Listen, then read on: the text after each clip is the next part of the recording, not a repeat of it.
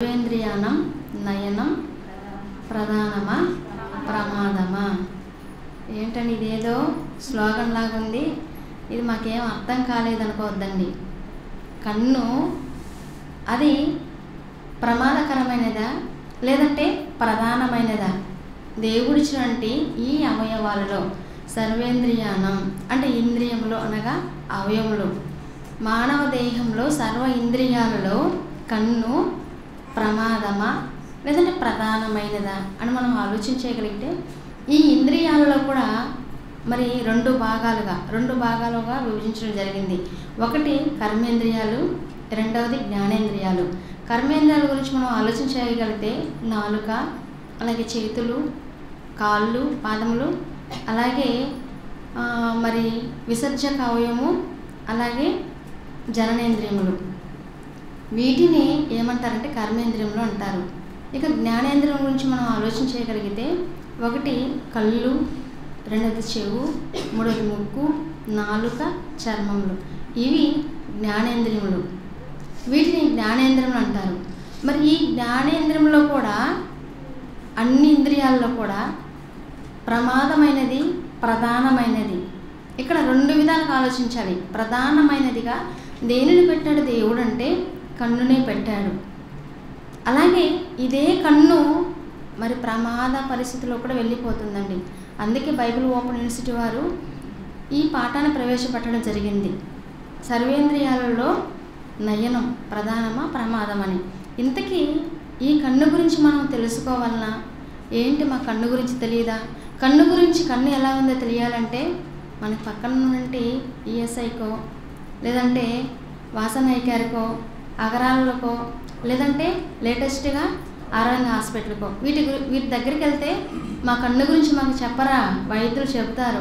ఇదిగో నీకు చూపు ఎంత మాత్రం ఉంది, నీ కంటిలో ఉన్నటువంటి పొరలు ఏ విధంగా ఉన్నాయి, ఇంతకీ నీకు చూపు కనబడుతుందా కనబడదా అన్నటువంటి విషయాల గురించి క్లారిటీగా తెలియజేస్తారు. వాటి గురించి మేము బైబిల్ తరగతులు నేర్చుకోవాలా అన్నటువంటి ఆలోచన రావచ్చు.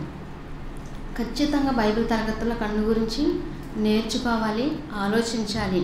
దేవుడు రాయిస్తూ దేవుడు నేలమంటితో నరుని నిర్మించెను అని ఆదికాండం ప్రారంభంలో ఉంటుంది. దేవుడు ఏం చేశాడంటే నేలమంటితో నరుని నిర్మించెను. ఒక నిర్మాణం గురించి మనం ఆలోచించగలిగితే, నిర్మాణము అన్నటువంటిది ఒక చిన్న పూరి గుడిసె దగ్గరికి వెళ్ళి ఇదిగోండి భారీ నిర్మాణం అంటారా? లేదు. ఏమంటారు? ఇది చిన్న పూరి గుడిసెండి అంటారు, లేదంటే చిన్న రేకుల షెడ్ అండి అంటారు. మరి నిర్మాణం గురించి మనం ఆలోచించగలిగితే పెద్ద పెద్ద కట్టడాలను, ఒక డ్యామ్ అనుకోండి, ఇది పెద్ద కట్టడం అండి, పెద్ద నిర్మాణం అండి అంటారు. అలాగే ఒక అపార్ట్మెంట్ అనుకోండి, ఇది పెద్ద నిర్మాణం అండి అంటారు. అంటే ఒక శరీరం గురించి దేవుడు నేలమంటితో నరుని నిర్మించని ఈ నిర్మాణం గురించి, శరీరం గురించి ఇంతగా చెబుతున్నారంటే, మానవ దేహం గురించి చెబుతున్నారంటే దీని వెనుక ఏదో పరమార్థం దాగి ఉంది. మన అవయవాలను నిర్మించడం ఎలా నిర్మించారండి? కన్నుంది. కన్ను ఇప్పుడు ఎలా ఉందంటే కన్ను నీటిలోనే ఉంటుంది. అంటే కంటిలో ఎప్పుడు కూడా నీళ్ళు ఉంటాయి. ఆ నీళ్ళు లేదనుకోండి, వైద్యులు మనం సంప్రదిస్తే ఇదిగోండి మీకు కంటిలో ఉండవలసిన ఆ నీరు శాతం చాలా తగ్గిపోయింది అంటుంటారు. అంటే కన్ను గురించి ఎందుకు దేవుడు ఇంతగా రాయించాడంటే, కన్నుని ఎందుకు అంత జాగ్రత్తగా నీటిలోనే పెట్టాడంటే, మనకి ప్రయాణం అయ్యి వెళ్తున్నప్పుడు ఒక చిన్న దుమ్ము పడింది అనుకోండి, వెంటనే కళ్ళు స్పందిస్తాయి, కంట్లో నుంచి నీళ్లు కారిపోతుంటుంది, ఇదిగో నేను ప్రమాద బారిన పడ్డాను అని.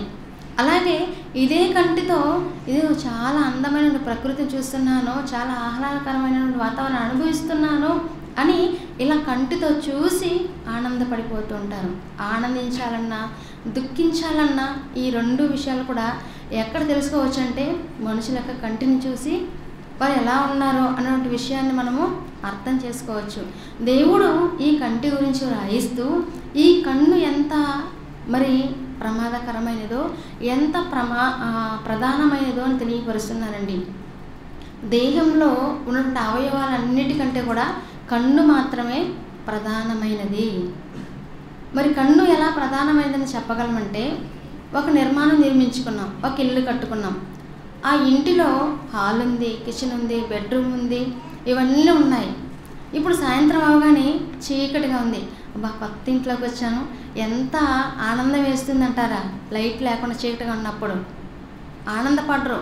అయ్యో ఇంత పెద్ద ఇల్లు కట్టుకున్నాను కానీ ఈ ఇంటిలో ఒక దీపమన్నా ఉంటే బాగుండేది అని ఆలోచిస్తుంటారు.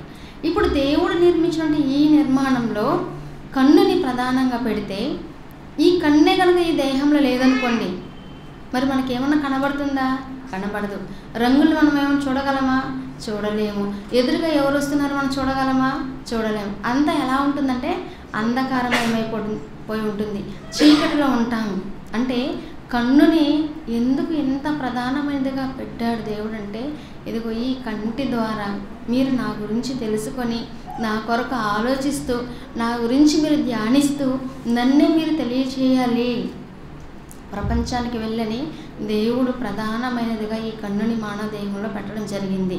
అందుకే దేవుడు ఒక మాటను రాయిస్తూ కొరింథీయులకు రాసిన మొదటి పత్రిక 12వ అధ్యాయం 8వ వచనంలో ఒక మాటను మనం చూడగలిగితే, కొరింథీయులకు రాసిన మొదటి పత్రిక 12వ అధ్యాయం 8వ వచనంలో, ఏలయనగా మొదటి కొరింథీయులకు రాసిన పత్రిక 12వ అధ్యాయము 18వ వచనం, అయితే దేవుడు అవయవములలో ప్రతి దానిని తన చిత్త ప్రకారము శరీరంలో ఉంచెను. దేవుడు అవయవంలో ప్రతి దానిని కూడా ఏం చేశారంట? తన చిత్త ప్రకారంగా ఈ శరీరంలో ఉంచారంట. అంటే దేవుని చిత్తం ప్రకారం, దేవుని ఇష్టానుసారంగా. అంటే కన్నును ఉంచడంలో కూడా దేవునికి ఇష్టం. మరి ఇది మానవ దేహంలో కన్ను ఉండడం వల్ల ఆయన ఎంతో ఇష్టపడుతున్నాడు. ఎందుకు ఇష్టపడుతున్నాడు? దేవుడే తన చిత్త ప్రకారంగా కంటిని ఈ దేహంలో ఉంచాడంటే దానికి తప్పనిసరిగా ఏదో ఒక కారణం ఉండి తీరాలి. ఆ కారణం అంటే కారణం లేకుండా దేవుడు ఏ అవయవాన్ని కూడా చేయలేదు.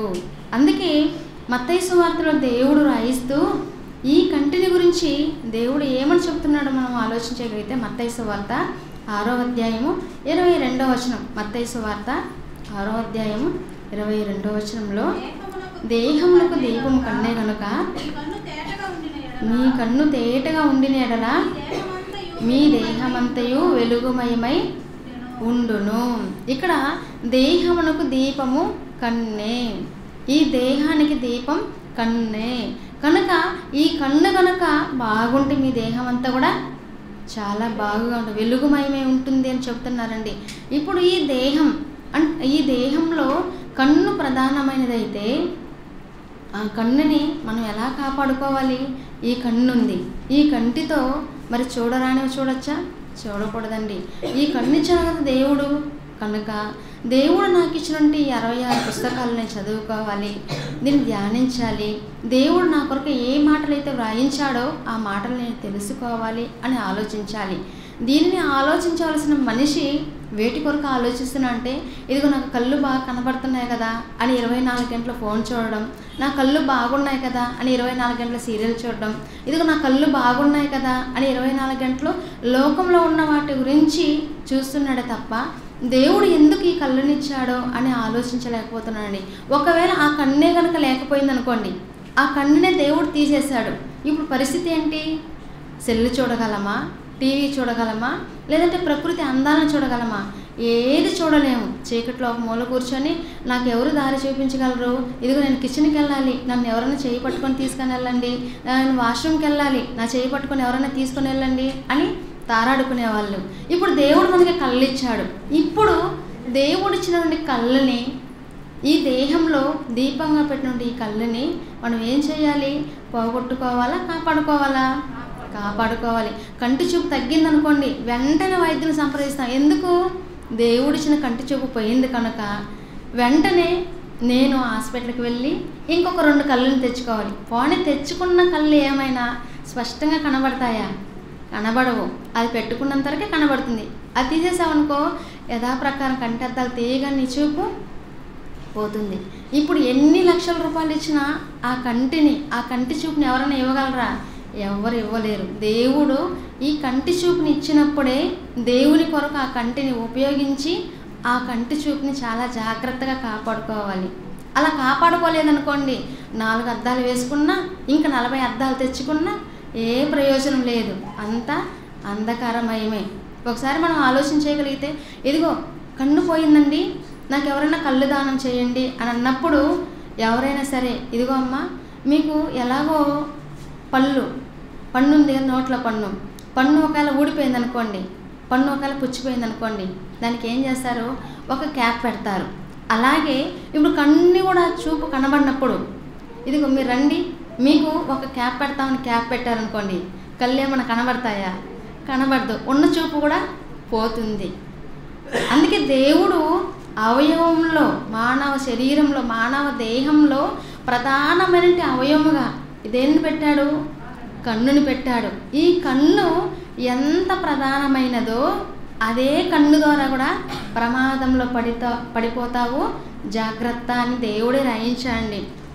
అందుకే మత్తయి సువార్తలో యేసుక్రీస్తు వారు మాట్లాడుతూ, ఇదిగో నీ కన్ను ఒకవేళ నిన్ను అభ్యంతరపరిచిందా, అయితే నువ్వేం చేయాలి? పెరిగి పడే. ఎందుకు అభ్యంతరపరుస్తుంది? చూడకూడని చూపులు, చూడకూడని వాటిని, ఇదిగో నేను వెళ్తున్నాను, చూడకూడని దృశ్యం నాకు కనబడింది అని వెనక్కి తిప్పుకుంటారా? తిప్పుకోరండి. ఇంతకీ అక్కడ ఏం జరుగుతుందబ్బా అని అక్కడే ఆగి ఆలోచిస్తుంటారు. అంటే ఈ కంటితో చూడకూడని వాటిని మరి చూస్తూ ఆనందిస్తున్నారు. అలాగే ఒకప్పుడైతే టీవీలు ఉండేటివి. ఆ టీవీల్లో మరి ఏదైనా ఒక చూడకూడని దృశ్యం వచ్చిందనుకోండి, సినిమా చూస్తున్నప్పుడు అలా చూడకూడని దృశ్యం వచ్చేటప్పుడు, అరే పిల్లలు మీరు ఆ ఇంటికి వెళ్ళిపోండిరా, లేదంటే ఆడుకోండిరా అని పంపించేవాళ్ళు. ఇప్పుడు ఏం చేస్తున్నారు? టీవీలలో చూడకూడని బొమ్మలు కాదు కదా, బాల్యం నుంచే ఇదిగో ఎంత అప్డేట్ అయ్యారంటే, బాల్యం నుంచే మొబైల్ చేతికిచ్చి, ఇదిగో అమ్మ మరి నేను పనిలో బిజీగా ఉన్నాను, నువ్వేం చేస్తావు, ఈ సెల్ తీసుకొని నువ్వు వెళ్ళి సెల్ చూసుకుంటూ ఉండు, నేను నా కార్యక్రమాల్లో ఉంటాను అనేసి. ఇలా సెల్ ఇవ్వడం వల్ల బాల్యం నుంచే పిల్లల హృదయం ఎలా మారిపోయింది. ఒకప్పుడు బూత్ సినిమాలు చూడాలన్నా, లేదంటే ఏదైనా అసహ్యమైనటువంటి ఆ యొక్క సీన్స్ చూడాలన్నా కొన్ని సినిమా థియేటర్ను ప్రత్యేకపరిచి అక్కడికి వెళ్ళి చూసేవాళ్ళు. కానీ నేడు ఎలా మారిపోయింది, ఇంటిలోనే అరచేతిలోనే వైకుంఠం కనబడుతుంది అంటారు కదా, అంటే అరచేతిలోనే ఇప్పుడు ఏముందనమాట, స్వర్గం అనమాట. ఈ అరచేతిలోనే పెట్టుకొని తల్లిదండ్రులు వచ్చినప్పుడు ఏం చేస్తుంటారు, తల్లిదండ్రులు వచ్చినప్పుడేమో ఇదిగో నేను దేవుడి మాటలే వింటున్నానని దైవభక్తుల్లాగా పొంగిపోయి దేవుడి మాటలు పెట్టుకుంటున్నారు. మరి తల్లిదండ్రులు అలా వెళ్ళిపోయారని తెలిసిన వెంటనే ఏం చేస్తుంటారు, ఇదిగో మనం స్క్రోల్ చేస్తున్నప్పుడు అక్కడ ఏదో ఒక వీడియో వచ్చింది కదా, ఇంతకు ఆ వీడియో ఉందా లేదా, అక్కడ ఏం జరుగుతుంది అన్నటువంటి విషయాన్ని అక్కడికి మరలా వెనక్కి వచ్చి అక్కడ చూసి ఆనందపడిపోతుంటున్నారు. ఇంతకీ ఇలా ఆనందించడము ఇది మంచిదంటే కాదండి, పిల్లలకి మంచిది కాదు, అలాగే పెద్ద వాళ్ళకి మంచిది కాదు. ప్రారంభంలోనే ఆదాము అవ్వల దగ్గరికి వచ్చింది, అవ్వమ్మ దగ్గరికి అపవాది వచ్చి ఏమని చెప్పింది, అంతవరకు ఏదేను తోటలో మరి జీవవృక్ష ఫలం ఆ చెట్టుని వేసి దేవుడు ఇదిగో మీరు ఏం చేయకూడదు, వీటిని మీరు తినకూడదు అని దేవుడు చెప్పి వెళ్తే అపవాది వచ్చింది. ఇంతకీ ఈ తోటలో అన్ని చెట్ల ఫలాలు తింటున్నారు కదా, ఆ చెట్లో ఉన్నట్టు ఆ ఫలమే మీరు ఎందుకు తినలేదు, దీనినే ఎందుకు వద్దన్నాడు అని అనగానే వెంటనే వాళ్ళకి డౌట్ వచ్చింది. అవును కదా, అవ్వమ్మ ఆలోచించింది, అవును కదా, ఎందుకు వద్దన్నాడు, దేవుడు ఎందుకు వద్దన్నాడు, ఇదిగో దీన్ని తింటే మీరు ఎలా అయిపోతారు తెలుసా, మీరు దేవతల వలె మారిపోతారు అని అనగానే అప్పటి వరకు ఆ ఫలవృక్షము ఆ తోట మధ్యలోనే ఉంది. అలా మధ్యలో ఉంది, ప్రతిరోజు చూస్తున్నారు, అయినా దేవుడు చెప్పాడు కదా, తినవద్దన్నాడు కదా అని తినకుండానే వెళ్ళిపోతున్నారు. కానీ ఎప్పుడైతే అపవాది వచ్చిందో, అపవాది వచ్చి చెప్పిందో వెంటనే అవును ఇది ఎలా ఉంది, కన్నులకి చాలా రమ్యమైనదిగా ఉంది, చాలా అందంగా ఉంది, చాలా బాగుంది, చూడడానికి ఎంత అందంగా ఉంటే తింటే ఎలా ఉంటుంది. చాలామంది కూడా మళ్ళీ ఎలా మాట్లాడుతుంటారు, అబ్బా ఈ సినిమాలో ఈ హీరోయిన్ ఉంది, అబ్బా చూసి ఎంత అందంగా ఉందో అని ఆలోచిస్తుంటారు, ఎంత బాగుందో అని. అంటే బాగుంది అని నీవే పొంగిపోతున్నావు అంటే వాటిని అనుభవించాలనే కదా. ఇక్కడ కూడా బాగుంది, చూపుకు రమ్యమైనదిగా ఉందంటే అందంగా ఉంది, అప్పటి వరకు అందంగా ఉందా లేదని కనబడలేదు. ఎప్పుడైతే అవతల వ్యక్తి వచ్చి చెబుతున్నారో, చెప్పగానే ఎలాగైనా సరే దాన్ని తెంపుకొని తినాలి అన్నటువంటి ఆలోచన, ఆ కోరిక ఎవరిలో కలిగింది, అవ్వమ్మలో కలిగింది. అప్పటి వరకు తినని పండు, అప్పటి వరకు చూస్తున్నా దాని గురించి ఆలోచించిన అవ్వమ్మ ఎప్పుడైతే అపవాది వచ్చి చెప్పిందో, చెప్పగానే మురిసిపోతుందండి. మురిసిపోయి పండు తెంపుకున్నది తిన్నది తర్వాత వెళ్ళి ఆదాము గారికి ఇచ్చింది. అంటే వాళ్ళ కళ్ళు ఏమైపోయాయంట? అప్పటి వరకు చీకట్లో ఉన్నాయా? లేదండి, అప్పటి వరకు చాలా బాగానే ఉన్నారు. కానీ మరణాన్ని ఎవరు తెచ్చుకున్నారు? శాశ్వతమైన జీవితాన్ని ఎవరు పోగొట్టుకున్నారంటే ఇదిగో ఈ నేత్రాలతో చూసి, ఈ నేత్రాలతో చూసిన వాటిని అనుభవించాలి అన్న కోరిక ఎప్పుడైతే కలిగిందో, ఎప్పుడైతే ఆ పండు తిన్నారో అప్పుడే ఏదైనా తోటలో నుంచి గెంటి వేయబడ్డారు. దేవుడి దగ్గర నుంచి ఆ తోటలో నుంచి బయటికి పంపివేయబడ్డారండి. అలా వచ్చేసినారు. ఎందువలన? కంటి చూపుతో. ఆ చూపు ఆశించింది, ఆశించిన దానిని మరి తినాలనుకున్నారు, తినేశారు. అందుకే మరి క్రొత్త నిబంధనలో దేవుడు రాయిస్తూ ఈ శరీరం గురించి రాయిస్తే ఏమని రాయించారో ఒకసారి మనం చూడగలిగితే, యోహాను గారు రాసినటువంటి మొదటి పత్రిక 2వ అధ్యాయము 16వ వచనం. యోహాను రాసినటువంటి మొదటి పత్రిక 2వ అధ్యాయము 16వ వచనంలో, లోకంలో ఉన్నదంతయు అనగా శరీరాశయు, నేత్రాశయు, జీవోపడంబమును తండ్రి వలన పుట్టినవి కావు, అవి లోక సంబంధమైనవే. ఇదిగోండి, లోకంలో ఉన్నదంతా కూడా అది శరీరాశ, లేదంటే నేత్రాశ, జీవోపడంబమ, ఇదంతా కూడా తండ్రి వలన అయితే పుట్టింది కాదు. ఇది మరి లోక సంబంధమైనవే. ఇవన్నీ కూడా లోక సంబంధమైనవే. అందుకే ఇదే యోహాను పత్రికలోని కింది మాటలు 5వ అధ్యాయం చెబుతూ, మనము దేవుని సంబంధమనియు లోకమంతయు దుష్టుని యందు ఉన్నదనియు ఎరుగుదము. మనమైతే ఎవరము? దేవుని సంబంధం. మరి ఈ లోకాశలను కలిగించేది ఎవరు? వాడే అపవాది. అక్కడ ఆదాము అవ్వలకి కూడా ఆశ పుట్టించింది ఎవరు? అపవాది. ఇప్పుడు లోకంలో ఆశపడుతున్నారంటే అది ఎవరివి? అవి దేవుని వలన అయితే కాదు, దేవుని వలన పుట్టిందైతే కాదు. మనము దేవుని సంబంధం అనియు లోకమంతయు దుష్టుని యందు ఉన్నదనియు మనకి తెలుసు. అందుకే వాడు క్రీస్తుతో మాట్లాడుతూ, ఇదిగో ఈ లోకాధికారం అంతా కూడా, ఈ రాజ్యాన్ని అంతటా కూడా, దీని మహిమను కూడా నీకు ఇచ్చేస్తాను, ఇవన్నీ కూడా నాకు అప్పగింపబడి ఉన్నది అని అపవాది మాట్లాడినట్లు, యేసుక్రీస్తు వారితో మాట్లాడినట్లు కనబడుతుందండి. అంటే లోకంలో ఉన్నదంతా కూడా అది వాని యొక్క స్వాధీనంలో ఉంది. అందుకే ఇదిగో ఈ మానవ దేహాన్ని ఉపయోగించి దాని ద్వారా దేవునికి వ్యతిరేకమైన పనులు చేయాలని వాడు పూనుకొని, దేవుని పిల్లలుగా ఉన్నట్టు మనము దేవుని సంకల్పాన్ని నెరవేర్చవలసిన మనము దేవునికి కాకుండా చేసేస్తుందండి. అంటే వాడి బారిన పడే విధంగా అది మార్చుకుంటుంది. అదే నేత్రాశ. చాలామంది ఏంటండి, మీరు క్రైస్తవులుగా మారితే టీవీ చూడకూడదంటారు, సినిమాలు చూడకూడదంటారు, అసలు ఏది చూడకూడదంటారు. మరి ఇది ఎక్కడ న్యాయం అండి? చూస్తే తప్పేముంది అని మాట్లాడుతుంటారు. చూస్తే తప్పేం లేదు, కానీ చూస్తున్నప్పుడు శరీరంలో ఉన్నటువంటి కోరికలు, శరీరంలో ఉన్నటువంటి ఇష్టాలు, ఇవన్నీ కూడా చూస్తున్నటువంటి మనిషి ఇదిగో ఇలాగ నేను ఉండాలి, నేను ఇలా మారిపోవాలి అని తన శరీరంలో ఆశను కలిగించుకుంటాడండి. తన శరీరంలో 90% వరకు మనుషులు చూస్తున్నారు కదా, చూస్తున్న ప్రతి వాటిని కూడా అనుభవించాలన్న ఆలోచనతోనే ఉంటారు తప్ప, ఇదిగో నేను చూశాను, నేను విడిచిపెట్టి వెళ్ళిపోవాలి అని అనుకోరండి. ప్రతి ఒక్కరు కూడా ఏం ఆలోచిస్తారంటే, నేను ఖచ్చితంగా అనుభవించాలని ఆలోచిస్తుంటారు. ఇదిగోండి, అదేం నేరం కాదండి, అదేం పెద్ద నేరం కాదండి అని మాట్లాడుతుంటారండి. అందుకే పేతురు గారు తన పత్రికల్లో ఒక మాటను రాయిస్తూ ఏమని రాయించారో ఆ మాటలు మనం చూడగలిగితే, పేతురు గారు రాసినట్టు 2వ పత్రిక 2వ అధ్యాయము 14వ వచనం. పేతురు గారు రాసినట్టు 2వ పత్రిక 2వ అధ్యాయము 14వ వచనంలో మనం చూడగలిగితే, వ్యభిచారం చూచి ఆశించుచు పాపము మానలేని కన్నులు గలవారును. ఇక్కడ ఒక స్త్రీ వ్యభిచారం చేస్తుంది. ఆమెను చూచి ఈమె వ్యభిచారం చేస్తున్నది కదా, ఆ పాప నా పోతుందిలే అని అనుకోరంటండి. వాళ్ళని చూసి ఏమంటున్నారు? ఆమె చూసి ఆశించుచు పాపము మానలేని కన్నులు గలవారు ఉంటారంటండి. అంటే పాపం చేయడాన్ని మానుకోరంట, అలాంటి కన్నులు కలిగిన వారు ఉన్నారు అంటున్నారు. అదేంటి? చూస్తే అంటే చూపే పాపం అంటే, అవునండి, చూస్తేనే పాపం. అంటే వాళ్ళు ఆశించాలని కోరుకుంటున్నారు కదా, అది పాపం. ఇందాక మనం ఆలోచించినట్లుగా సినిమాలు చూస్తుంటారు.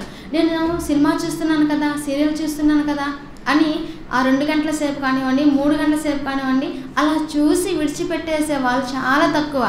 దాన్ని చూసి అందులో ఉన్నటువంటి హీరోల్ని, అందులో ఉన్నటువంటి హీరోయిన్లని వాటిని చూసి ఇదిగో చాలా లోపల తాము ఎంతగానో ఉద్రిక్తకు లోనవుతూ చాలామంది ఇదిగో ఇలాంటి వాళ్ళు నాకు భార్యగా ఉంటే ఎంత బాగుండు, ఇలాంటి వాళ్ళు నాకు భర్తగా ఉంటే ఎంత బాగుండు అని సమాజంలో ఉన్నటువంటి వాళ్ళు ఆ హీరోయిన్ చూసి మురిసిపోయే వాళ్ళు కూడా లేకపోలేదండి. అందుకే ఇదిగో చూస్తున్నటువంటి వీళ్ళు మనుషులు వంటి వీళ్ళు ఏం చేస్తున్నారంటే అనుభవించాలనుకుంటున్నారు అని. అందుకే అలాంటి ఆశలు ఉండకూడదని, అలాంటి కోరికలు ఉండకూడదని దేవుని సంకల్పాన్ని నెరవేర్చడం కొరకే ఆ సంకల్పంలో ఒక భాగమే ప్రారంభంలోనే ఏదైనా తోటలో ఆదాము అవ్వలకి భార్యాభర్తల బంధాన్ని ఇచ్చానండి. ఎందుకు? ఇదిగో మీకు ఇలాంటి కోరికలు కలిగితే ప్రతి వాడు కూడా వాడు సొంత భార్య ఉండాలి, ప్రతి ఒక్కరికి తన సొంత భార్య ఉండాలి, ప్రతి ఒక్కరికి కూడా తన సొంత భర్త ఉండాలి అని దేవుని సంకల్పం నెరవేర్చిన కొరకే వివాహ బంధాన్ని ప్రవేశపెట్టడం జరిగిందండి. ఒకసారి మనం ఒక మాటను మనం చూడగలిగితే ప్రసంగి గ్రంథంలో ఒక మాటను చూద్దాం. ప్రసంగి గ్రంథము 1వ అధ్యాయం 8వ వచనంలో మనం చూడగలిగితే ప్రసంగి గ్రంథము 1వ అధ్యాయము 8వ వచనంలో ప్రసంగి గ్రంథము 1వ అధ్యాయము 8వ వచనము ఎడతెరిపి లేకుండా సమస్తము జరుగుచున్నది, మనుషులు దాన్ని వివరింపచాలరు, చూచుట చేత కన్ను తృప్తి పొందకున్నది, వినుట చేత చెవికి తృప్తి కలుగుటలేదు. ఏంటండి? చూడడం వలన కన్ను ఏం చేయలేదంట, తృప్తి పొందడం లేదంట. అంటే చూస్తే తృప్తి పొందడం లేదు. ఎక్కడైనా ఒక మామిడి పండు ఉందనుకోండి, మామిడి పండుని చూసి తినాలనుకుంటారా? చూసి అమ్మయ్య నేను తినేసానులే అనుకుంటారా? చూడగానే తినాలనుకుంటారు. ఏ పండునైనా చూడగానే నేను తినాలి అనుకుంటారు. ఇక్కడ చూచుట చేత కన్ను తృప్తి పొందకున్నది అంటే చూస్తున్నారు, ఎవరిని? వ్యభిచారిని చూస్తున్నట్టు ఆ కన్నులు తృప్తి పొందకపోతున్నది అని చెప్తున్నారండి. మత్తయి సువార్తలో యేసుక్రీస్తు వారు చెబుతూ ఒక మాటను వ్రాయించారండి. ఏమని వ్రాయించారో మనం చూడగలిగితే మత్తయి సువార్త 5వ అధ్యాయం 28వ వచనంలో నేను మీతో చెప్పున్నదేమనగా ఒక స్త్రీని మోహపు చూపుతో చూచి ప్రతి వాడును అప్పుడే తన హృదయమందు ఆమెతో వ్యభిచారం చేసిన వాడును. ఇది కంటితో చూస్తే ఏంటండి? హృదయంతో వ్యభిచారం చేసినట్టంట. ఇక్కడ కంటితో దేన్ని చూడమన్నాడు? దేవుని మాటలను చూడమన్నాడు. కంటితో దేవుని గురించి తెలుసుకోమన్నాడు, దేవుని గురించి ధ్యానించమన్నాడు. అలా కంటితో చూసి చదువుతున్న మాటలు కానివ్వండి, నేర్చుకుంటున్న మాటలు కానివ్వండి, దేవుని గురించి నువ్వు తెలుసుకున్నప్పుడు హృదయము చాలా ఆహ్లాదకరంగా ఉంటుందంటని, హృదయం చాలా తేలికగా ఉంటుందంట, హృదయం చాలా సంతోషపడుతుందంట. ఎందుకు? ఇదిగో నేను ఆత్మీయతలో ఎంతగా ఎదుగుతున్నానండి, దేవుడి మాటలు నేర్చుకుంటున్నాను, నేను దేవుడి మాటలు చదువుతున్నాను, నేను దేవుని గురించి ఆలోచిస్తున్నప్పుడు నా హృదయం చాలా ఆనందంగా ఉందండి, నేను చాలా సంతోషంగా ఉందండి, నా ఆత్మ చాలా ఉల్లాసంగా ఉందని తన హృదయంలో తాను పొంగిపోతుంటాడు. కానీ నువ్వు చదువుతున్నట్లుగా ఇదిగో ఇంత మాటలు నేర్చుకున్నాను, ఇంత బైబిల్ చదివాను, కానీ నాకు ఏమీ లేదు అంటే నాకు ఏమి కూడా జ్ఞాపకం లేదు, నాకేమి గుర్తుండడం లేదంటే నీ హృదయంలో విత్తబడిన మాటలను ఎవరు ఎత్తుకొని వెళ్ళిపోతున్నారంటే దుష్టుడు వచ్చి ఎత్తుకొని వెళ్ళిపోతున్నాడు. అంటే హృదయంలో దేవుడి మాటలు ఉంటే ఇదిగో ఎదుట ఉన్నటువంటి వ్యక్తిని చూసినప్పుడు, ఎదుట ఉన్నటువంటి ఒక స్త్రీని చూసినప్పుడు ఎలా ఉంటుంది? ఈమె నా చెల్లి కదా, ఈమె నా తల్లి లాంటిది కదా అన్న ఆలోచన రావాలి. కానీ ఇదిగో ఎదుటి వ్యక్తిని, ఎదుటి స్త్రీని చూసి ఆ చూపుతో ఆమెను ఆశించాలనుకోవడం అది చాలా తప్పండి. అందుకే నేను మీతో చెప్పున్నది ఏమనగా ఒక స్త్రీని మోహపు చూపుతో చూచి ప్రతివాడు అప్పుడే తన హృదయమందు ఆమెతో వ్యభిచారం చేసిన వాడును. అంటే కంటితో చూస్తేనే పాపం. ఈ నేత్రాలతో ఎంత ప్రమాదం ఉందో యేసుక్రీస్తు వారు ముందే మనకు తెలియపరిచారండి. ఒకానొక సమయంలో పాత నిబంధన గ్రంథంలో ఒకరి గురించి మనం ఆలోచన చేయగలిగితే ఆయనే దావీదు గారు. ఆయన రాజుగా ఉన్నారు. అలా రాజుగా యుద్ధానికి వెళ్తారు. యుద్ధము జరుగుతుంటుంది. ఈయన రెస్ట్ తీసుకోవాలనుకుంటున్నారు. అలా రెస్ట్ తీసుకుంటూ ఉన్నటువంటి ఆ సమయంలో ఈయన ఏం చేస్తుంటే ఒక మేడ మీదకి వెళ్ళడము, అటు ఇటు తిరుగుతుండడము, అలా తిరుగుతున్నప్పుడు స్నానం చేస్తుంటే ఒక స్త్రీ కనపడడం, ఆ స్నానం చేస్తుంటే ఆ స్త్రీ ఎవరు అని దూతలను పంపడం, వారు వచ్చి ఇదిగో ఈమె పలానా వాళ్ళ కుమార్తె అండి, ఏలియాము కుమార్తె, ఈమె హిత్తీయుడగు ఊరియాకి భార్య అని వాళ్ళు వచ్చి చెప్తారు. అలా చెప్పగానే పోనీలే, ఇతను ఊరియా యుద్ధానికి వెళ్ళాడు కదా, ఇతను మరి సైన్యంలో పనిచేస్తున్నాడు కదా, ఆ సైన్యంలో పనిచేసే సైన్యాధిపతి భార్య కదా అని అనుకోలేదండి. అలా తెలిసినప్పటికీ ఆమె ఎక్కడ పుట్టింది, ఎవరి కుమార్తె, ఎవరి భార్య అని తెలిసినప్పటికీ ఏం చేశాడు దావీదు గారు, తనకున్నటి అధికారాన్ని బట్టి, తనకున్నటి బలాన్ని బట్టి ఆమెను అనుభవించాలనుకున్నాడు. అలా ఆమెను ఏం చేశాడంటే ఇదిగో ఆ దూతలను పంపించాడు, ఆమె తీసుకొని వచ్చామని చెప్పాడు, ఇంటికి తీసుకొని వచ్చేసాడు, అనుభవించేశాడు. ఇప్పుడు ఆ కంటితో చూడడం బట్టే కదా పాపం చేశాడు. అదే కంటితో చూచినప్పుడు అక్కడ స్నానం చేస్తున్న స్త్రీ ఈమె నా చెల్లి, ఈమె నా తల్లి అని అనుకుంటే అంతటి అఘాయిత్యానికి పాల్పడేవాడా? లేదండి, మానుకునేవాడు. ఎందుకంటే ఆమె నా చెల్లి కదా, ఈమె నాకు తల్లి కదా అని. కానీ కన్ను ఏదైతే చూసిందో దానిని ఆపుకోలేకపోయాడు. ఆపుకోలేక అనుభవించాలనుకున్నాడు. ఆమె తెచ్చుకున్నాడు, అనుభవించాడు. ఆమె గర్భవతి అయింది. ఇప్పుడు ఈమె గర్భవతిగా ఉన్నదన్నటువంటి విషయాన్ని దావీదుకి తెలియపరుస్తుంది. ఆమె దావీదుకి తెలియపరిచినప్పుడు వెంటనే అతనే ఆలోచిస్తాడు, అవును కదా, ఈమె నా వల్ల గర్భం ధరించింది అని ఆలోచించక ఎలాగైనా సరే వారి యొక్క భర్తను తీసుకొచ్చి ఆమెతో కాపురం చేయించాలనుకుంటాడు. అలా అతను ఆమె యొక్క భర్తను తీసుకొని రమ్మన్నప్పుడు అతను వచ్చినప్పుడు ఇదిగో మరి నువ్వు యుద్ధంలో అలసిపోయావు, నువ్వు ఇంటికి వెళ్ళి రెస్ట్ తీసుకో అని అన్నప్పుడు ఏంటి మరి అంత యుద్ధం జరుగుతున్నప్పుడు నేను వెళ్ళి నా భార్యతో నేను ఆనందంగా గడపగలనా అని అనుకొని అతను ఏం చేస్తాడు, తన భార్య దగ్గరికి వెళ్ళకుండా ఉన్నట్టు ఆ ప్రదేశంలోనే ఉండిపోతాడు.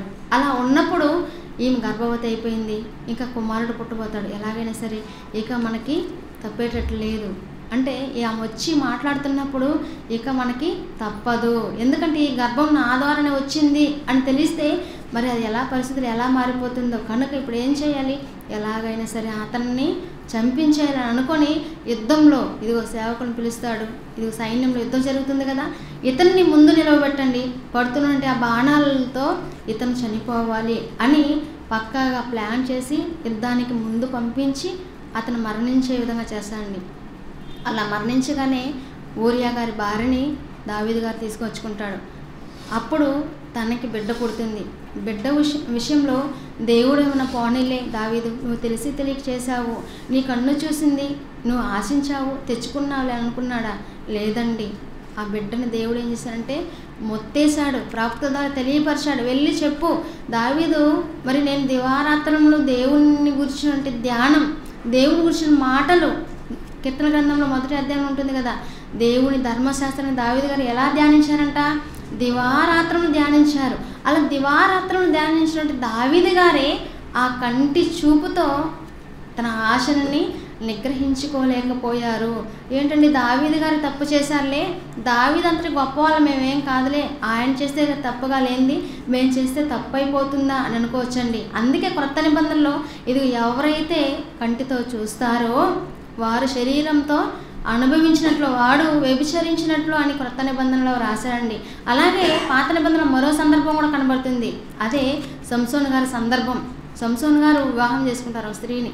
ఇంతకీ మనోహ దంపతులకు పిల్లలు పుట్టకముందు ప్రార్థిస్తారండి. ఇదిగో మరి దేవదూత వచ్చి వాళ్ళు చెప్తుంది, ఇదిగో అమ్మ మీకు పిల్లలు లేరు కదా, నీవు కుమారుని కనేంత వరకు నువ్వు మద్యమైన ద్రాక్షారసమని నువ్వు ఏది కూడా నీవు తీసుకోకూడదు. ఆ బిడ్డ పుట్టాడా, బిడ్డకు కూడా నీవు అసలు నాజీరు చేయకూడదు, క్షౌరం చేయకూడదు, మంగళ కత్తి అతనికి పెట్టకూడదు, దేవునికి అతను నాజీరు చేయబడినవాడు అని చెప్పినప్పుడు అలాగే అని చెప్పడం జరుగుతుందండి. అలానే సంసోను గారు పెరిగారంటే పెరిగారు, కానీ వివాహం జరిగిన తర్వాత ఆయన ఏం చేశాడు, వివాహం చేసుకున్నాడు. అక్కడి నుంచి ఒక ఊరికి వచ్చారు, అక్కడ ఒక స్త్రీ దగ్గరికి వెళ్ళాడు, మళ్ళీ అక్కడి నుంచి మరో ఊరికి వచ్చాడు, అక్కడ మరలా ఒక మరి స్త్రీని చూశాడు. ఆమె ఎవరంటే ఆమె వ్యభిచారం చేస్తున్న స్త్రీ. మరలా అక్కడికి వచ్చాడు, అక్కడికి వచ్చిన తర్వాత ఆమెతో ఉండిపోయాడు. అలా ఆమెతో ఉండిపోయిన తర్వాత ఆమె పదే పదే అడుగుతుంది, ఇంతకీ ఈ సంసోను గారిని దేవుడు ఎందుకు పుట్టించాడని మనం ఆలోచన చేయగలిగితే, ఫిలిస్తీన్ల చేతిలో నుంచి ఇశ్రాయేల్ని విడిపించడానికి ఒక నాయకుడుగా సంసోను గారిని దేవుడు పంపిస్తే ఈయన ఏం చేశాడు, న్యాయాధిపతి గ్రంథంలో ఉంటుందండి. ఈయన ఏం చేశారంటే మొదటేమో ఆయన వచ్చాడు, అని వచ్చి సంసోను తిమ్నాతునికి వెళ్ళి తిమ్నాతులో ఫిలిష్తీయుల కుమార్తెలో ఒకరిని చూశాడు, పెళ్లి చేసుకున్నాడు. ఆ తర్వాత ఏం చేశాడు, మళ్ళీ అక్కడి నుంచి మరి సంసోను గాజాకు వెళ్ళి అక్కడ ఒక వేసిని చూశాడు, ఆమె వద్దకు చేరాడు. మళ్ళీ అక్కడి నుంచి అతడు సోరేకు లోయలో ఉన్న దెలీలాను చూశాడు, ఆమెను మోహించాడు. అలా మోహించి అక్కడే ఉండిపోయాడండి. అక్కడే ఉండిపోయినప్పుడు ఇదిగో ఫిలిష్తీయులు వస్తారు ఆమె దగ్గరికి. ఇదిగో ఈ సంసోను నీ దగ్గరే ఉన్నాడు కదా, సంసోన్లో బలం ఎక్కడుందో తెలుసుకో అని అన్నప్పుడు చాలా సందర్భంలో ఇదిగో సంసోను నీ బలం ఎక్కడుంది చెప్పు, నీ బలం ఎక్కడుంది చెప్పు, నీ బలం ఎక్కడుంది చెప్పు అని అన్నప్పుడు మరి అతను ఏం చేస్తాడంటే ఏమారుస్తాడు. అంటే నా బలము పలానా దాంట్లో ఉంది, నా బలము పలానా దాంట్లో ఉంది అన్నప్పుడు అలా జరుగుతున్నప్పుడు ఇదిగో నువ్వు మాటి మాటికి నన్ను ఎగతాళి చేస్తున్నావు, నువ్వు ఇక్కడికి వచ్చి సంతోషంగా ఉంటున్నావు, నువ్వు ఇక్కడికి వచ్చి ఆనందంగా ఉంటున్నావు, కానీ నీవైతే నీ బుద్ధి పోనించుకోలేదు అని మాటి మాటికి విసిగిస్తున్నప్పుడు ఎందుకు ఈ బ్రతికెందుకు నాకు, ఇవేంటి ఎంతసేపు విసిగిస్తుంది అని నిజాన్ని చెప్పేశాడు. నిజాన్ని చెప్పేసిన తర్వాత ఎందులో ఇది సంసోను గారి బలం ఉందో అది తెలుసుకొని మొత్తం ఎంటుకలన్నీ కూడా క్షౌరం చేయించేస్తారు. అప్పుడు బలం ఏమైపోతుంది, బలము లేకుండా పోతుంది. అలా ఎప్పుడైతే బలం లేకుండా పోయిందో వెంటనే అతనికి కళ్ళు తీసేస్తారు, అతను అందరూ అయిపోతాడు. ఏ కంటితో అయితే స్త్రీని చూసి, ఏ కంటితో అయితే మోహించి ఇదిగో పరాయి స్త్రీల దగ్గరికి వెళ్ళాడో, ఎక్కడైతే మరి ఆయన మోహించి ఒక వేసి దగ్గరికి వెళ్ళాడు, మరలా అక్కడి నుంచి ఢిల్లీ దగ్గరికి వచ్చాడు, అక్కడికి వచ్చి అక్కడే స్థిరంగా ఉండిపోయాడు. దేంతో, కంటి చూపుతో చూశాడు కానీ మానుకోలేదు, చూశాడు కానీ తాను మరి అదుపు చేసుకోలేదు. అలా చేసుకున్నందుకు దాని వచ్చిన ఫలితం ఏంటో తెలుసా, అక్కడ అతని కంటిని తీసేశారు, పెరిగేశారు. ఎందుకు, ఈ కన్నులతో ఏ కన్నుతో అయితే నువ్వు చూసిన దాన్ని నువ్వు అనుభవించక మరి తప్పించుకోలేదు, వాటిని అనుభవించాలని కోరుకున్నావో అలాంటి కంటినే లేకుండా చేశారు. అప్పుడు ఏమైపోయిందంటే అంత అంధకారం, అంత చీకటిమయం, చీకటిలో ఉండి ఇప్పుడు అతను ఏం చేశాడు, ఇదిగో ఎలాగైనా సరే దేవుడు నన్ను ఎందుకు పుట్టించాడు, ఇదిగో ఈ ఫిలిష్తీయులందరినీ చంపడానికి, కనుక ఇదిగో ఈ ఫిలిష్తీయుల చేతుల నుంచి ఇశ్రాయేలుని విడిపించడానికి కదా దేవుడు నన్ను పుట్టించింది, కానీ నేనేంటి మరి ఇంతటి దౌర్భాగ్యపు స్థితికి మారిపోయానని దేవునికి మొరపెట్టుకున్నాడు. ఇదిగో తండ్రి ఒక చిన్న అవకాశం ఇవ్వు, ఎలాగైనా సరే నేను వీళ్ళందరినీ అంతమొందిచ్చేస్తానని చివరికి అక్కడికి వచ్చి ఆ గోపురానికి ఉన్నటువంటి ప్రధాన స్తంభాన్ని పట్టుకొని అక్కడికి వచ్చి మొత్తం ఫిలిష్తీయులందరూ ఆ సర్దార్లో ఉన్నటువంటి వారందరూ కూడా చనిపోయే విధంగా చేస్తాడండి. దేని వలన ఇది జరిగిందంటే కంటి చూపుతో. అంటే ఈ చూపు ఎంత ప్రధానమైనదిగా, కన్ను ఎంత ప్రధానమైనదిగా ఈ శరీరంలో దేవుడు ఉంచాడో అదే కన్ను ప్రమాదపు పరిస్థితిలో కూడా తీసుకొని వెళ్ళిపోతుంది. అందుకే మన ఆత్మీయ తండ్రి జయశాలి గారు ఈ కంటిని గురించి బైబిల్ ఓపెన్ యూనివర్సిటీలో ఒక పాఠంగా పెట్టడం జరిగిందండి. ఇదిగో మరి ఇవన్నీ కూడా ఎందుకు రాయించాడు దేవుడు అని మనం ఆలోచన చేయగలిగితే కొరింథీయులకు రాసిన పత్రికలో ఉంటుంది. కొరింథీయులకు రాసిన పత్రిక మొదటి పత్రిక 10వ అధ్యాయం 11వ వచనంలో ఇదిగో ఈ సంగతులు దుష్టాంతములుగా వారికి సంభవించి యుగాంతమందున్న మనకు బుద్ధి కలుగుటకై వ్రాసెను. ఇదంతా ఎందుకు దేవుడు రాశాడంటే ఇవన్నీ ఎందుకు రాయబడింది దేవుని మాటలు అని మనం ఆలోచించగలిగితే ఇదిగో వారిని చూసి మీరు అలా మారిపోండి అని చెప్పడం లేదండి, వారిని చూపించాడు. ఇదిగో మీరు బుద్ధి తెచ్చుకోండి, ఇదిగో మీరు యుగాంతమందు ఉన్నారు కదా, ఈ సంగతులు దుష్టాంతంలో వారికి సంభవించి యుగాంతమందున మనకు బుద్ధి కలుగుటకై వ్రాయబడినని చెప్తున్నారండి. అందుకే యేసుక్రీస్తు వారు మాట్లాడుతూ ఇదిగో ఒకవేళ నీ కన్ను నేను అభ్యంతరపరిచిందా, అలా నీ కన్ను అభ్యంతరపరిచినప్పుడు దాన్ని నీవు పెరికి పారేసే, అంటే పెరికి పారే అని ఎందుకు చెప్తున్నా అంటే ఇదిగో ఈ కంటి ద్వారా ప్రమాదం ఉంది.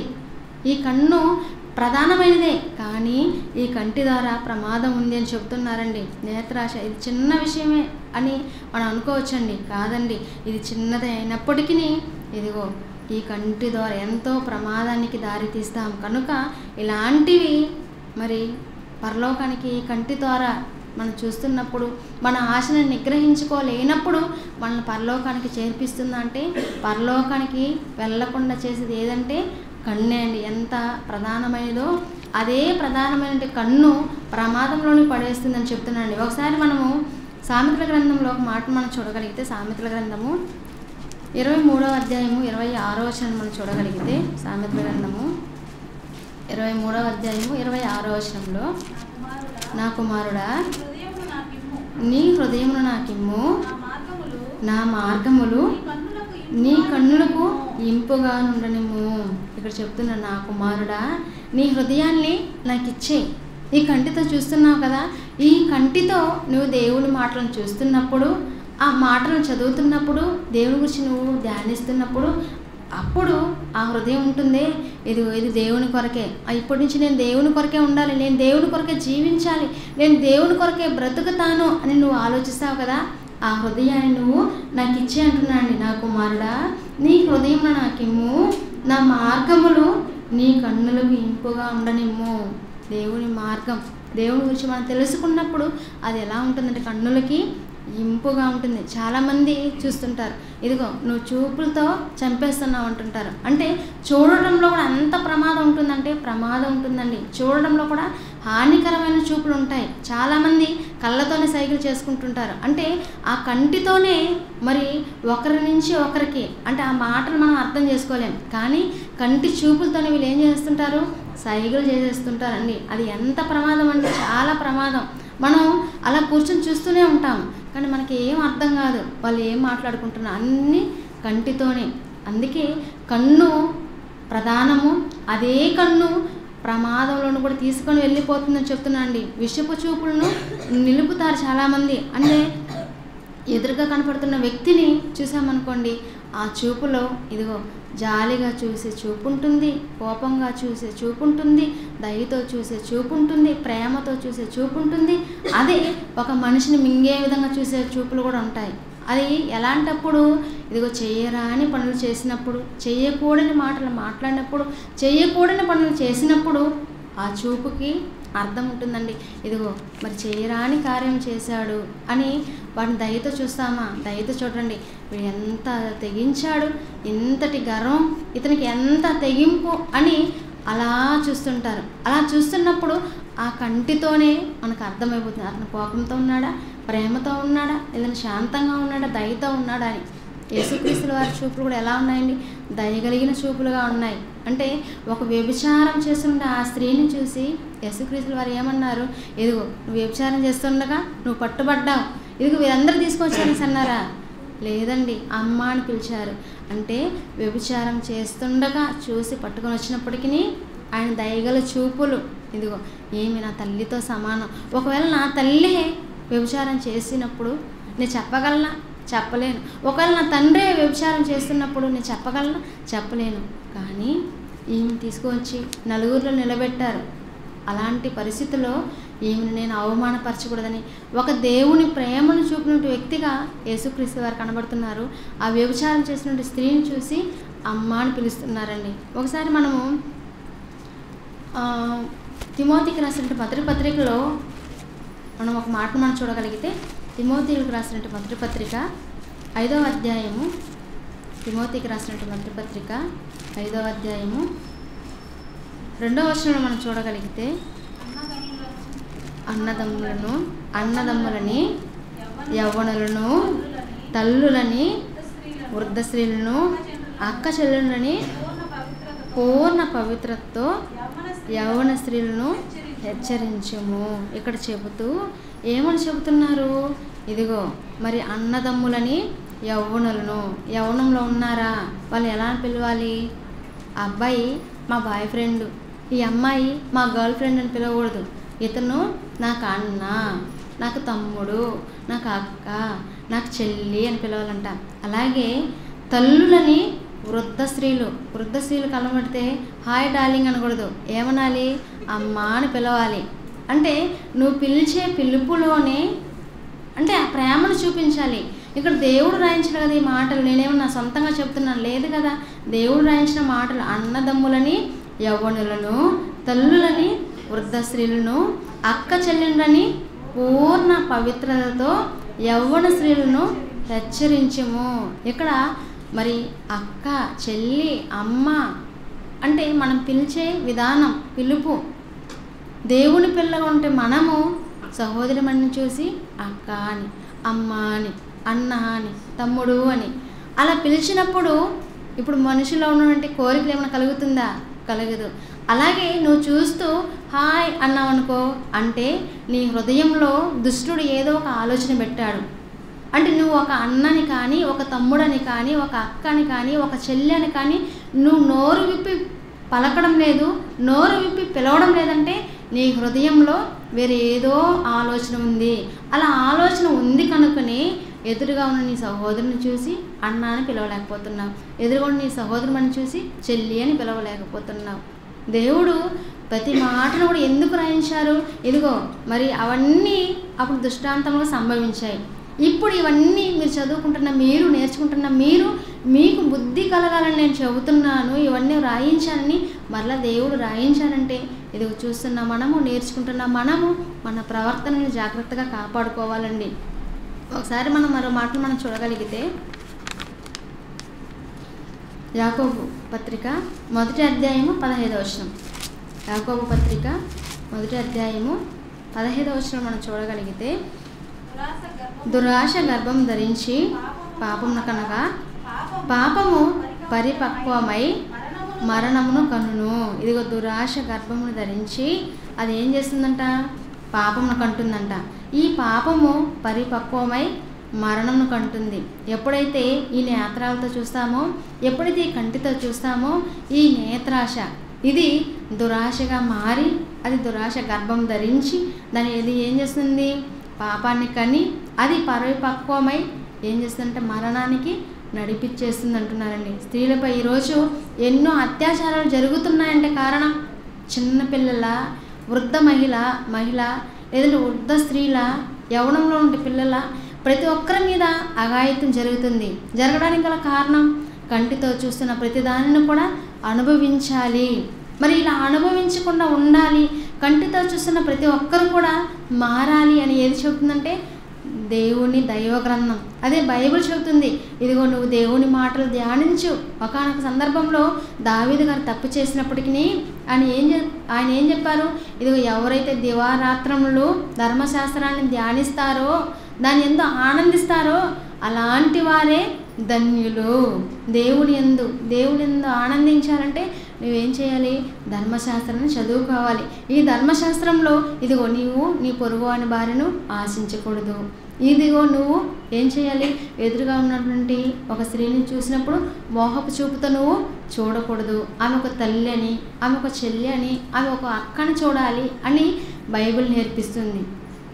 ఇలా ఒక తల్లిని, ఒక చెల్లెని, ఒక కుమార్తెని చూడకుండా అసభ్యంగా ప్రవర్తిస్తూ అనేక మంది ప్రాణాలని తీస్తున్నారంటే నేనుండే సమాజం ఎలా మారిపోయిందని మనం ఆలోచన చేయగలిగితే భయంకరమైన పరిస్థితిలోనికి వెళ్ళిపోయింది. అది ఎవరి పని అని మనం ఆలోచిస్తే అది అపవాది పని. అందుకే ప్రారంభంలోనే మనం ఆదాము హవ్వల దగ్గరికి అపవాది వెళ్ళింది. ఇది నిజమా అని ప్రశ్నించింది, పండు తినే విధంగా చేసింది. ఇప్పుడు కూడా మన దగ్గరికి వస్తుంది. అవును కదా, మనం చేస్తున్నది ఏది తప్పులేదే, మనం చూస్తున్న చూపు కరెక్టే, మనం ప్రవర్తిస్తున్న ప్రవర్తన కరెక్టే అని, ఇది నిజమే, ఇది కరెక్టే అన్న విధంగా మనల్ని ప్రలోభ పెట్టేస్తుంది, మనల్ని దారి మళ్ళిచ్చేస్తుంది, దేవునికి కానివ్వకుండా దూరం చేసేస్తుంది. లోకంలో ఉన్నదంతా కూడా అదంతా ఏంటి? శరీరాశ, నేత్రాశ, జీవపు డంబం. ఇదిగో నేను గొప్పగా ఉండాలి, ఇదిగో నా కంటికి కనబడదంతా నాకు కావాలి, వీటన్నిటిని నేను అనుభవించాలి అన్నటువంటి ఆశ ఏదైతే ఉందో అది శరీరానికి సంబంధించింది. ఈ శరీరానికి సంబంధించినటువంటి ఆశలను నెరవేర్చేది ఎవరంటే వాడే అపవాది, వాళ్ళే అపవాది సంబంధులు.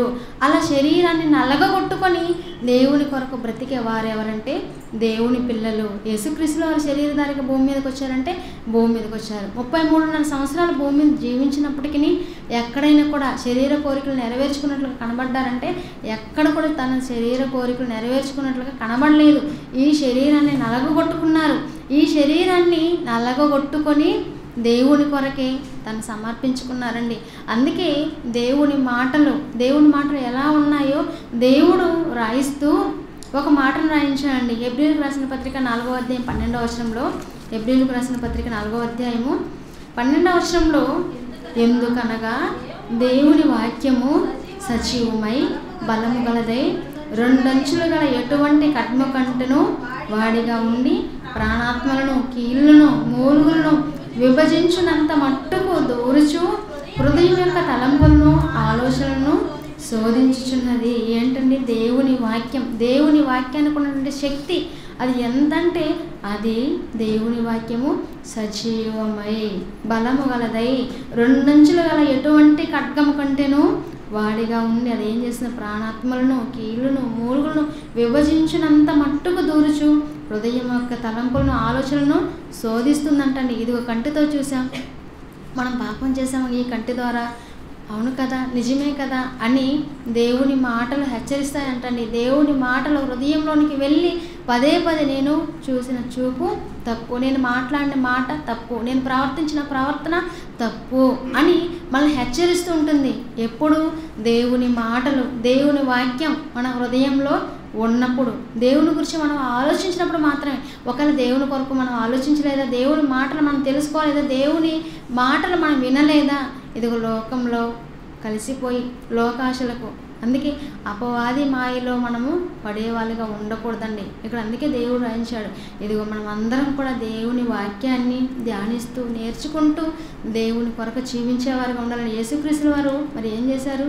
అలా జీవించి చూపించారండి. ఇదిగో అపవాది తీసుకొని వెళ్ళి ఎత్తైన ఒక శిఖరం మీదకి తీసుకొని వెళ్ళి అక్కడికి వెళ్ళిన తర్వాత ఇదిగో ఈ లోక రాజ్యాలన్నింటినీ కూడా నీకు ఇచ్చేస్తాను, ఈ మహిమంతా చూపి ఇదిగో నువ్వేం చేయి, ఇదిగో నువ్వు వీటన్నిటిని నీకు ఏది కావాలో కోరుకో, వీటన్నిటిని నీకు ఇచ్చేసాను అని అన్నప్పుడు ఇదిగో ఇవన్నీ నాకేమీ అవసరం లేదు, ఇవంతా కూడా ఈ భూమి మీద జీవించేంత వరకే. కానీ నేను నా తండ్రి పని మీద వచ్చాను, నా తండ్రి పనిని భూమి మీద నేను నెరవేర్చి మళ్ళీ నేను తండ్రి ఉన్నటువంటి ఆ లోకానికి నేను చేరుకోవాలి, కనుక ఈ లోకం నాకు అవసరం లేదన్నారండి. అందుకే లోకంలో ఉన్నను సమస్త దుష్టత్వాన్ని కూడా ఏం చేశారంటే యేసుక్రీస్తు వారు జయించి తండ్రి సింహాసనాన్ని మరి చేజిక్కించుకున్నారండి. ప్రకటన గ్రంథంలో ఒక మాట చదువుకొని ముగించుకున్న ప్రకటన గ్రంథము 3వ అధ్యాయము 31వ వచనంలో ఒక మాటను మనం చూడగలిగి 3వ అధ్యాయం 21వ వచనంలో చూడగలిగితే, నేను జయించి నా తండ్రితో కూడా ఆయన సింహాసనం నందు కూర్చుని ఉన్న ప్రకారము జయించువానిని నాతో కూడా నా సింహాసనం నందు కూర్చునిచ్చెదను. నేను జయించానండి. యేసుక్రీస్తు వారు జయించారా? జయించారు. జయించి నా తండ్రితో కూడా ఆయన సింహాసనం నందు నేను కూర్చుని ఉన్న ప్రకారం, నేను ఎలాగైతే కూర్చుని ఉన్నానో ఆ ప్రకారమే మీరు ఎవరైతే ఈ భూమి మీద ఉండి ఈ నేత్రాలతో మరి అన్నీ చూసినప్పటికీ మీరు వాటిని అన్నిటిని అనుభవించకుండా ప్రమాదంలో పడిపోకుండా ప్రధానమైన అవయవంగా మరి కన్నుని మీకు ఇచ్చాడు కదా దేవుడు. ఈ కన్నుని దేవుని మాటల చదువుల కొరకు, దేవుని పని కొరకు, దేవుని సేవ కొరకు ఉపయోగించగలిగితే మీరు ఏం చేస్తారు? ఈ లోకాన్ని జయించిన వారు అవుతారు. అలా జయిస్తే మీరు ఎక్కడొచ్చి కూర్చుంటారు? ఇదిగో నాతో పాటు తండ్రి దగ్గర ఆ సింహాసనం మీద మీరందరూ కూర్చుంటారు. అలా కూర్చుని అవకాశాన్ని నేను కల్పిస్తానని యేసుక్రీస్తు వారు చెప్తున్నారు. కనుక ఇదిగో భూమి మీద ఉన్నప్పుడే సర్వేంద్రియాలలో మరి నయనం ప్రధానమా ప్రమాదం అన్నప్పుడు ఇది ప్రధానమైనదిగా దేవుడు పెట్టినప్పటికీ ప్రమాద బారిన పడి దేవునికి దూరం అయిపోయే వారిగా మనం ఉండకుండా ఇదిగో ప్రధానమైనదిగా కన్నుని దేవుడు మనకి ఇచ్చాడు. కనుక ఈ కంటిలో చూపు ఉన్నప్పుడే ఎవరైనా ఒక సామెత చెప్తుంటారు. ఏమని చెప్తుంటారు చాలామంది? ఇదిగో దీపం ఉండేటప్పుడే ఇల్లుని చక్క పెట్టుకోవాలని, దీపం లేనప్పుడు ఇంటిని నువ్వేం చక్క పెట్టుకోలేవు. కనుక కన్ను ఉన్నప్పుడు మనం ఏం చేయాలి?